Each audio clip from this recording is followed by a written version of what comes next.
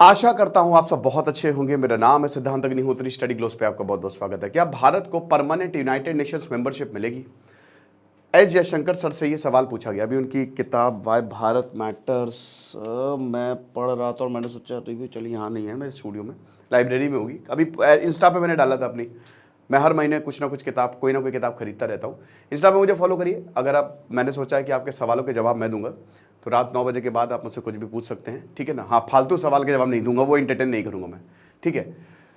तो अब राजकोट में थे ये, और वहाँ पे इंटेलेक्चुअल्स का इंटरेक्शन चल रहा था, तो उसमें एस जयशंकर भी इन्वाइटेड थे। तो उनसे पूछा कि आपको परमानेंट मेंबरशिप भारत को लगता है कि आपको मिलनी चाहिए? बोला, अरे बिल्कुल मिलेगी यार, मिलनी क्या चाहिए, भारत को परमानेंट मेंबरशिप मिलेगी और बिल्कुल मिलेगी।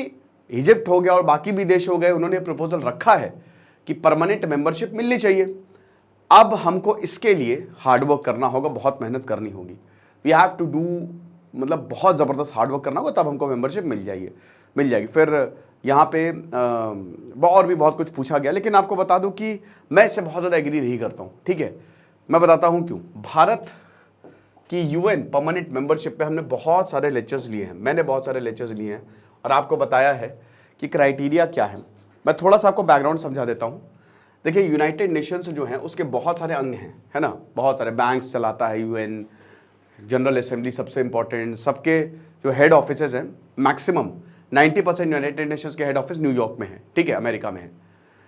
अब क्या है कि यूनाइटेड नेशंस बना कब था? 1919 में बना था लीग ऑफ नेशन, जो कि फेल हो गया था, ठीक है।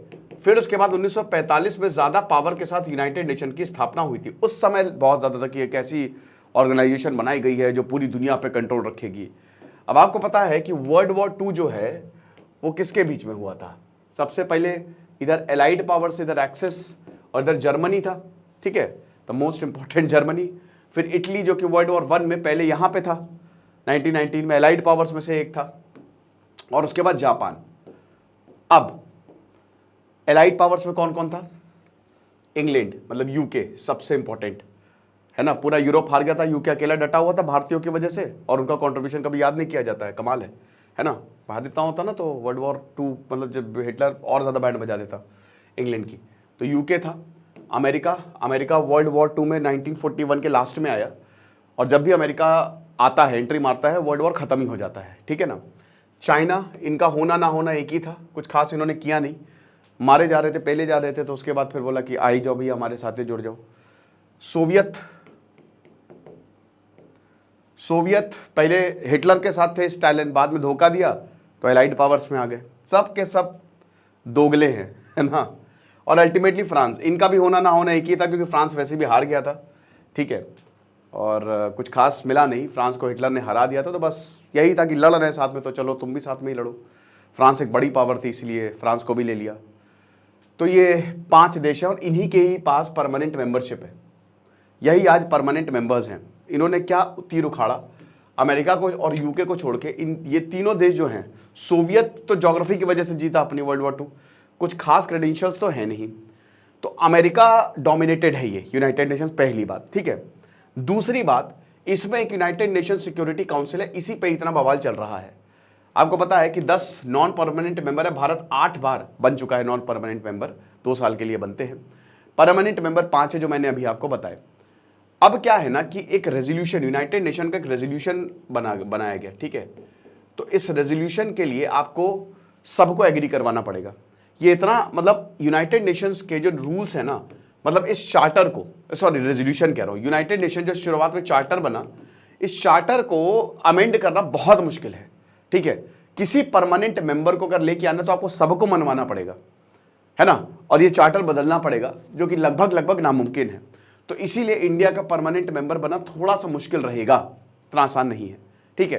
तीसरा पॉइंट ये है कि भारत यूनाइटेड नेशंस में बहुत कंट्रीब्यूट करता है।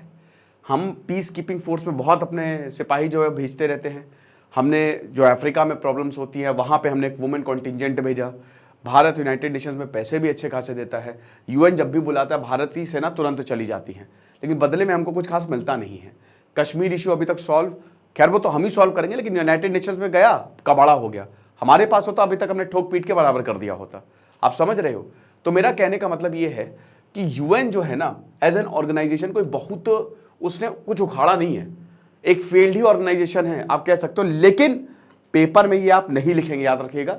जीएस पेपर 2 आईआर के लिए बहुत इंपॉर्टेंट है, पेपर में लिख के मत चले आना। हां, अगर पूछा जाए तब लिखोगे, वो भी बहुत ही सधे हुए ढंग से। पता चला लिख दिया, कोर्ट से मुझे कर दिया। ये सिर्फ मैं समझाने के लिए बता रहा हूं। यूनाइटेड नेशन एक फील्ड ऑर्गेनाइजेशन रही है। कौन सा कॉन्फ्लिक्ट आपको याद आ रहा है जो यूएन ने सुलटा दिया हो? कोई भी नहीं। ठीक है, तो पहली बात, अभी रशिया यूक्रेन वॉर चल रहा है, वो वॉर चलता ही जा रहा है। इजराइल हमास वॉर चल रहा है, इजराइल की तो ऐसी की तैसी 46 अभी तक रेजोल्यूशन इजराइल के ऊपर आए हैं। एक भी इजराइल ने बोला भाई देखो हमको मत समझाओ, अपना देखो तुम, हम अपना देख लेंगे। कुछ नहीं हुआ इजराइल हमास, ठीक है ना। ये अफगानिस्तान और अभी जो अमेरिका का वॉर चला, अफगानिस्तान घुस गया, तालिबान आ गया, क्या कर लिया, क्या उखाड़ लिया। ठीक है, आतंकी नाक के नीचे से बच जाते हैं।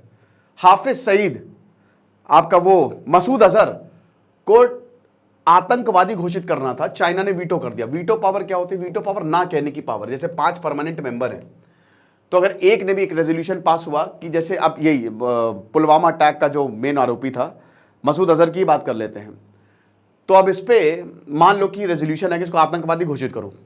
अब यहां पे क्या हुआ था कि सब एग्री थे, चाइना ने वीटो कर दिया, ना कह दिया, तो वो रेजोल्यूशन फेल हो गया। तो अगला पॉइंट यही है कि अगर भारत परमानेंट मेंबर बन भी जाता है तो क्या फायदा भाई? कोई भी रेजोल्यूशन लाओगे चाइना वीटो कर देगा।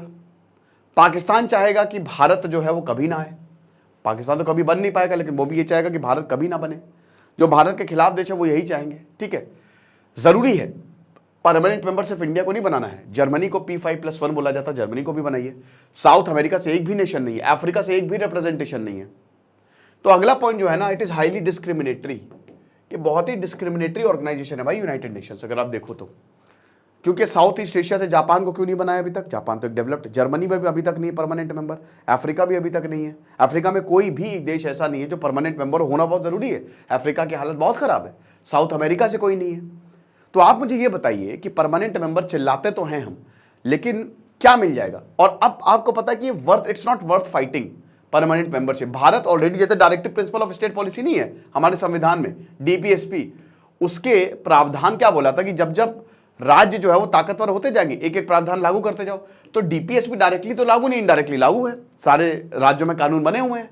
ऐसे ही यूनाइटेड नेशंस में भी है भाई। भले ही भारत यूनाइटेड नेशन का परमानेंट मेंबर नहीं है, क्वाड का मेंबर है, सार्क का मेंबर, जितनी बड़ी ऑर्गेनाइजेशन है, G4 हो गया, जी सबका मेंबर है भारत, ब्रिक्स हो गया। तो एक तरीके से भारत डोमिनेट करता है और भारत एक बहुत बड़ी जियो पॉलिटिकल पावर है ना। तो परमानेंट मेंबर आप कितना भी हार्डवर्क कर लो, लेकिन ये जो नेशंस बैठे हैं ना, ये भारत को घुसने नहीं देंगे। कॉलोनियल माइंडसेट है इनका, याद रखिएगा। अमेरिका में चाहे हो, चाहे यूके, फ्रांस, ये सब कॉलोनियल माइंडसेट के लोग हैं।